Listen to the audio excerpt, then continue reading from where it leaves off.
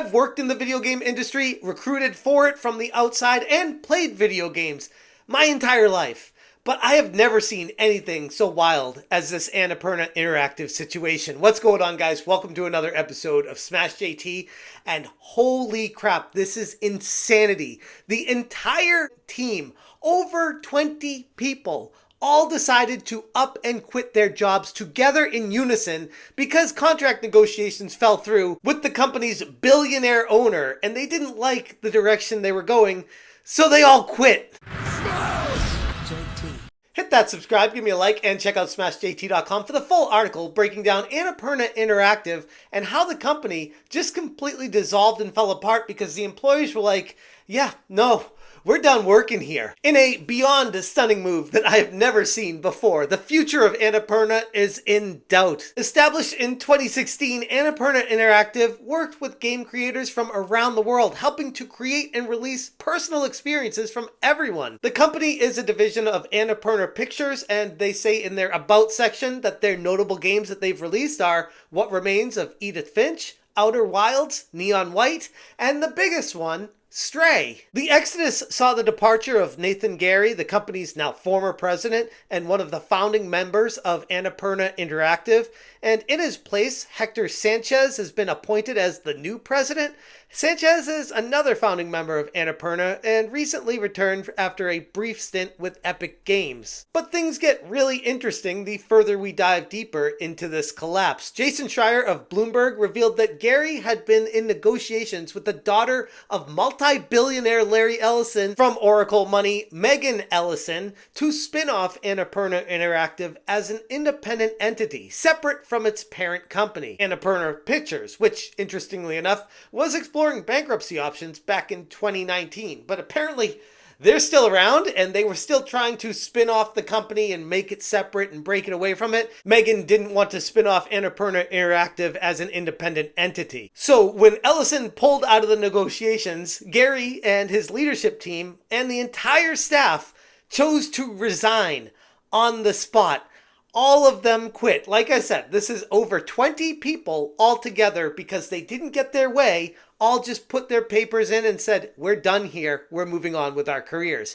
Which is insane to me when you consider the current climate of the game industry of just mass layoff after mass layoff, and nobody seems to be hiring to just proactively quit your job at a company that is doing just fine and paying you every week. It's pretty crazy to just walk away from that. In a statement from former President Gary to Bloomberg, he said, all 25 members of Annapurna Interactive team collectively resigned.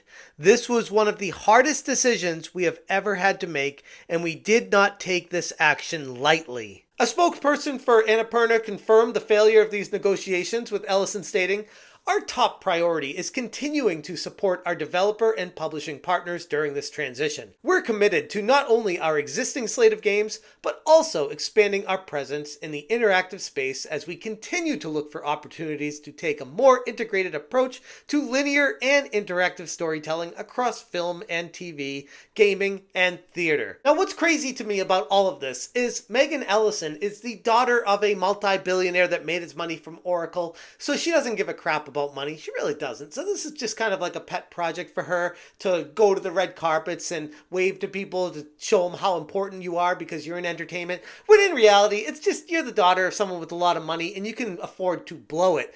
And you can afford to go tell people to pound sand if they don't do exactly what you tell them to do.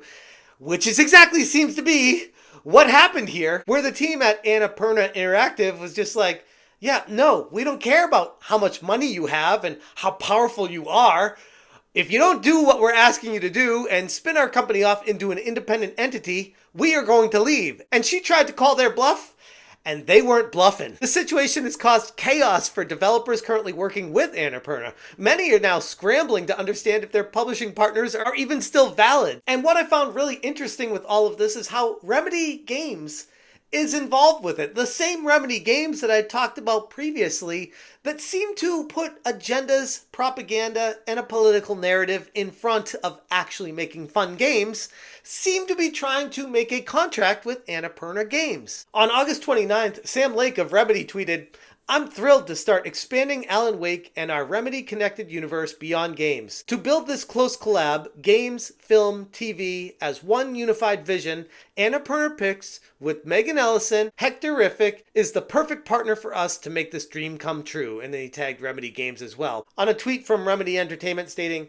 "We are partnering with Annapurna to co-finance Control 2. We hope you're as excited about what this means for our creative output and ongoing independence as we are. We are also happy to announce that Annapurna will work with us on expanding the Control and Alan Wake franchises into film and TV." And then they linked the press release with all the information on their corporation agreement. It's just really wild to me. I feel like there's a lot of webs being weaved in the background, a lot of tangled webs, a lot of webs that are getting confused and twisted and tied together and ripped apart right now because the entire group of people that worked at Annapurna Interactive just walked off the set. They left the company and quit on the spot.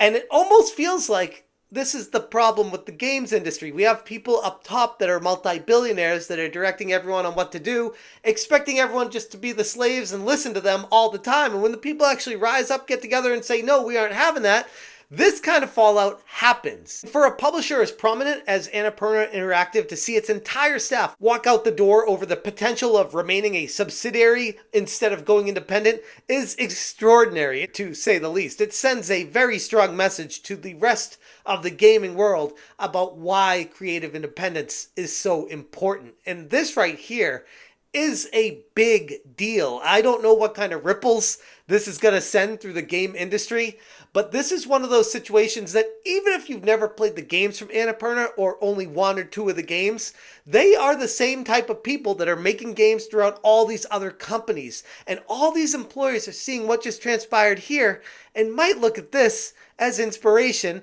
for fighting back against the corporation next time they're in contract negotiations or potentially going independent. The story seemed to come out of nowhere and, if anything, was a little bit confusing trying to figure out who is even doing what, who's in the right, why they're even mad at each other, and what's even happening. But going through all the information, checking everything out, to the best of my understanding and what I can figure out from all of this mess, is that all 25 employees at Annapurna Interactive wanted to basically, for all intents and purposes, unionize. They wanted to get an independent outlet, separate from the monolith that was owned by the billionaire's daughter, and the billionaire's daughter was like, no, I got money. You can't unionize. You can't leave. We own this place. We own you.